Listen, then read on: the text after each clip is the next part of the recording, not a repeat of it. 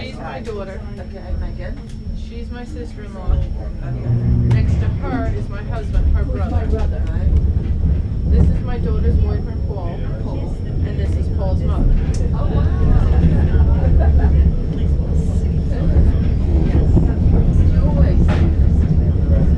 This is, we travel a lot together, and this is Trish's first time with her. As we get going here, I would like to make our introductions for our trip all the way up to mile marker 14. That is Glacier Station.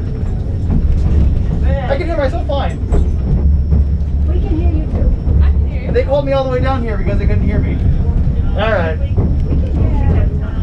Well, good morning, everyone. Good afternoon. My name is Justin. I will be the narrator and tour guide for the entire train set today.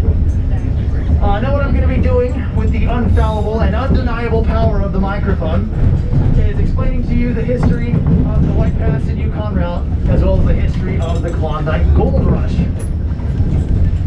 Now, I can't be everywhere at once, so on board I have two other fellow tour guides. You will see either Zane or Mary. Now, just because they don't own the power of the microphone that I do, it doesn't mean that they don't know as much. In fact, they've been here just as long as I have. So if you have any questions about my tour, they can answer them. Or about anything else on the train ride as well. They'll be pointing out the amenities of your train car if they have not done so already, as well as being a downright pleasant person to spend an afternoon with. Now, past the tour guides, what I'd like to do is introduce you to the train crew, the people who make the train go. Now, the man who's in charge of the train today, the train car hegemon, and that would be Mr. Dennis Donahue. You'll see him walking around in a snazzy black suit, along with his golden conductor hat. Now, assisting the conductor in the train movement today, also the plethora of jobs that he has, you will see the brakeman of the train. You will see Mr. Chris Williams walking around in a silver brakeman's hat. Now, one of my favorite gags that's been going around since I've been here about half a decade now is when a train car sees one or both of the suits walk into the train car, they'll say, "Well, who's driving the train?" Well, that would be our engineer. His name is Mr. John Westfall.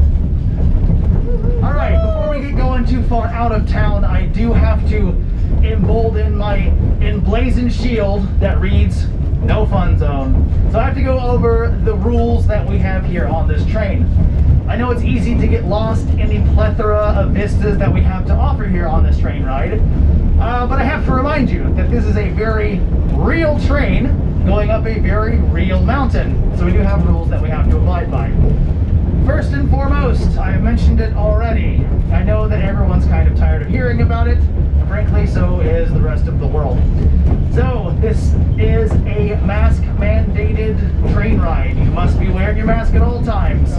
That includes us, that includes everyone who is vaccinated and or not vaccinated. Everyone must wear a mask throughout the remainder of the train ride. Thank you in advance. So there are platforms located in the front or the back of every single train car. They are closed momentarily, but Mr. Donahue will let me know at some point that it is okay for you to go outside and use them. A couple of things outside. There is a silver metallic bridge. This is called an apron. It is designed to move freely with the swaying of the train. It is very dangerous to be on. Please do not walk over it, cross over it, or even stand on it. You will see the train personnel crossing over, but we have been trained to do so, so please do not follow us. Another thing about outside, you will see some chain links out there hanging up to block the apron. These are basically decorations, a memento from a long last time. They're there to remind you not to cross. They are not weight-bearing. Please do not lean on the chains outside. They can easily snap and break and fall down. We don't want anyone here prematurely exiting the train ride today. So please stay on board with us. Can you see the front of the and train? stick to the platforms. Well, not right now. Speaking of the platforms, if you're under the age of 16, welcome aboard. However, you must be accompanied by an adult at all times, especially if you want to use the platforms outside. There is no smoking or imbibing of any kind of alcoholic beverage on today's train ride. I know that's another point for me, Mr. No Fun Zone. But this is a very rare and somewhat, I consider, a sacred rainforest up here. One of the largest temperate rainforests in the world. It is under threat by, my list here just says gesture vaguely. So please don't smoke. We love our rainforest up here. Thank you. Lastly, the stoves are on. Some of us are sweating right now, but that's all right. Please do not attempt to adjust the temperature of the oil lamps, heaters on your own. I have burned my hands several times doing that, sometimes even on accident, so please just kind of be wary of where they are and do not touch them with your open hands. They will very much burn you. So if you are uncomfortable with the train temperature, please just let one of us know and we'll get that situated for you. Now I'm going to set the mic down for about a minute or so here and let Zane and Mary go through and meet and greet you and do all the other things they need to do. See you in a bit. Opening announcements. 5 straight minutes of talking. My first year, I never thought I'd memorize that. You did. Good job. Trish, is it okay? Yeah. Well, I haven't worked in like 2.5 or no, almost 2 years. Because of the pandemic. It's like Pavlovian. I was worried. I was like studying my tours, like, oh, I forgot everything. I'm gonna be a failure. And then yesterday, I toured for the first time. I was like, wow, this is easy. It's like riding like back. Yeah, exactly. Good part is nobody's going to know if you're telling the truth or not, so. You know, Amongst us. that's true. But also, I didn't have any extra batteries. Just gotta sound positive. Yeah. That's the key. Yep, no one will. Oh, I know the difference. Oh, yeah, of course, of course. I guess Zane hasn't made his way down here yet. Yeah. All the tour guides have to get the water for you. Zane's going to come by and do his pass out here in a second, but I can grab you some too. Of course. Now coming up on the right-hand side here, what we're going to see is the Gold Rush Cemetery. Now, due to the Panic of 1893, people in America lost nearly everything as a deep depression fell over the country, as anxious eyes looked toward the future with fear and apprehension. I love this. In some states, unemployment rate rose to 50%. On average, it was around 20. So 1 in every 5 Americans were jobless. A couple of years later, after this great crash, as houses foreclosed, banks went under, people were legitimately starving in the streets. In 1896, a man by the name of George Washington Carmack, just 3 years after this great crash, was goofing around in the Yukon area based on tall tales and a hunch. You see, he thought that there was a golden belt that encrusted the earth. Well, of course that's not true, but he actually did end up finding gold. So about 100,000 people starved on the idea of some kind of adventure, something that would save them, something that would give them hope. The gold flashing in the pan was the only thing that did.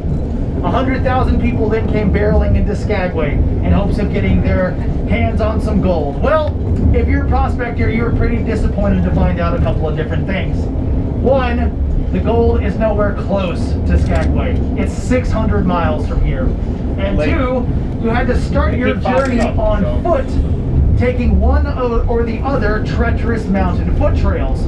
Now across the mountainside here, all the way across, you can't actually see it from the train, but there is a town called Dyea. It sits at the foot of the world famous Chilkoot Trail.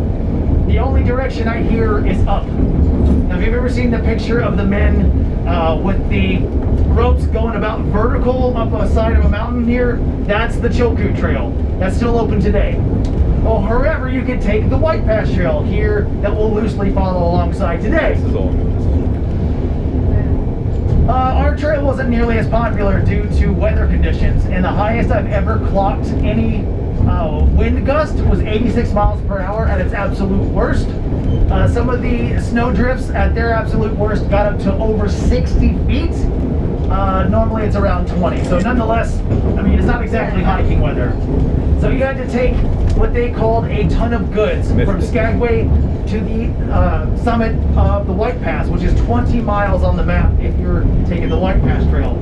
So you would have to hike 800 round-trip miles from Skagway up to the summit to get your ton of goods, piece by piece, mandated by the bounties up there in Canada. It would take you about 12 to 36 months just to start your journey. Then you had about 580 more to go. Oh boy. How am I sounding? Can you hear me? What? Exactly. I can't hear you.